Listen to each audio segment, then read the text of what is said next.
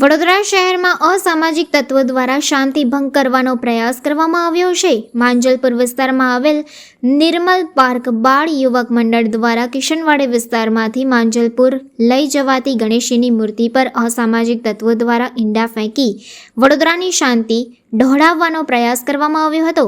આ ઘટનાથી મંડળના યુવકોમાં ભારે રોષ ફાટી નીકળ્યો હતો અને ગણેશ ભક્તોના ટોળા ઉમટી પડ્યા હતા. આ ઘટનાની જાણ થતાં જ વોર્ડ નંબર 14ના કાઉન્સિલરો તથા પૂર્વ કાઉન્સિલરો, વોર્ડ નંબર 17ના કાઉન્સિલર તથા ભાજપના લંડક શૈલેષ પાટીલ સાથે ગણેશ મંડળના પ્રમુખ જય ઠાકોર પણ તાત્કાલિક ઘટના સ્થળે પહોંચી ગયા હતા અને આવું કૃત્ય કરનાર અસામાજિક તત્વોને છોડવામાં ન આવે અને આ લોકો પર સખત કાર્યવાહી કરવામાં આવે તેવી માંગ કરવામાં આવી હતી. જોકે પરિસ્થિતિ કાબુ બહાર ન જાય તે માટે જેસીપી લીના પાટીલ સહિત પોલીસ અધિકારીઓ પણ તાત્કાલિક ઘટના સ્થળે દોડી આવ્યા હતા. પોલીસની કામગીરીના કારણે પરિસ્થિતિને કાબૂમાં લેવામાં આવી હતી. ગણેશોત્સવ જેવા પવિત્ર તહેવારમાં અસામાજિક તત્વોની હરકતને કારણે વિસ્તારમાં તણાવપૂર્ણ માહોલ સર્જાયો હતો. પોલીસે અસામાજિક તત્વો સામે વધુ તપાસ હાથ ધરી છે. મારું નામ સમીર સોલંકી. માંજલપુરમાં અમારું યુવક મંડળ છે, નિર્મલ પાર્ક યુવક મંડળ. આ આગળ ગધેડા માર્કેટથી અમે અમારી ગણેશજીની પ્રતિમા લઈને આવતા હતા. મૂર્તિ લઈને ગણેશજીની પ્રતિમા લઈને મૂર્તિ લઈને પાણી ગેટથી આવતા હતા. વચ્ચે જે મદાર માર્કેટ છે ત્યાં આગળથી કોઈ ઉપર એની બાજુની બે બિલ્ડિંગમાંથી કોઈ ઈંડા માર્યા છે મૂર્તિ પર. મૂર્તિના હાથ પર એક ઈંડું પડ્યું છે. બાકીના જે બધા ઈંડા છે એ એમના જે છોકરાઓ જે આગળ જે ગાડો ખેંચતા હતા એમના પર પડ્યા હતા. પછી અમે એમ તો બીજું કંઈ કર્યું છે ને, એમાં મૂર્તિના આગળ લઈને આગળ પછી પોલીસ સ્ટેશનમાં જઈને એમને ફરિયાદ કરી. પછી એ પણ ત્યાં આગળ ગયા તો એમની સામે બી ત્યાં આગળથી બીજા 2 કે 3 ઈંડા ફેંકવામાં આવ્યા છે. એના પછી રાતે બધું વધારે થયું.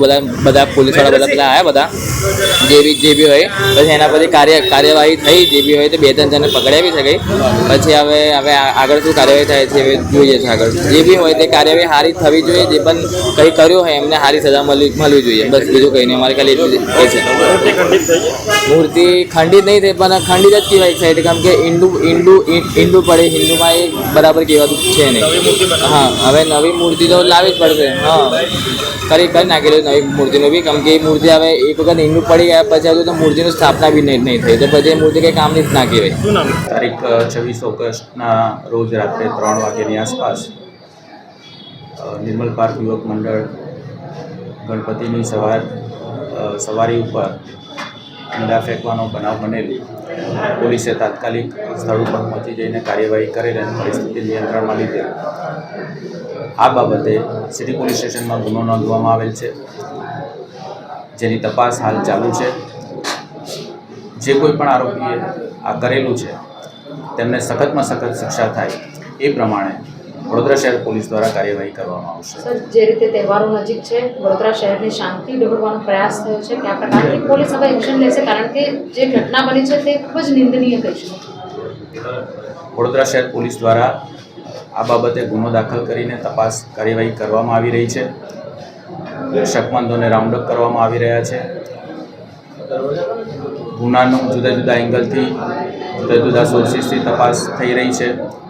સીસીટીવીની તપાસ થઈ રહી છે. તમામ બાબતોનું ઝીણવટપૂર્વક તપાસ કરીને જે કોઈ પણ આરોપી હશે એમને સખતમાં સખત કાર્યવાહી થાય એ પ્રમાણેની પોલીસ દ્વારા કામગીરી કરવામાં આવશે. પોલીસ સ્ટેશનને 100 મીટરના દાયરામાં ઘટના બની છે, કેવી રીતે જોશો સમગ્ર ઘટનાને? બનાવ મોડી રાત્રે 3 વાગ્યાની આસપાસ બનેલો છે.